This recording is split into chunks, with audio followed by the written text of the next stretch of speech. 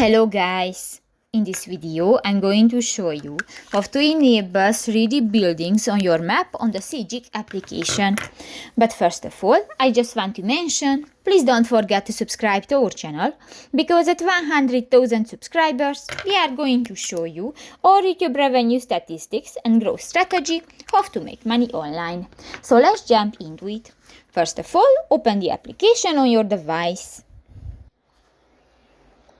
New, click to the layer icon at the lower left corner of the screen, and in the map options section you can find the last option, the 3D buildings, and if you want to enable so you can turn on, just click to the next white circle and you can find the buildings in 3D mode on your map. So that's pretty much it for this video guys. See you in the next one. Bye bye.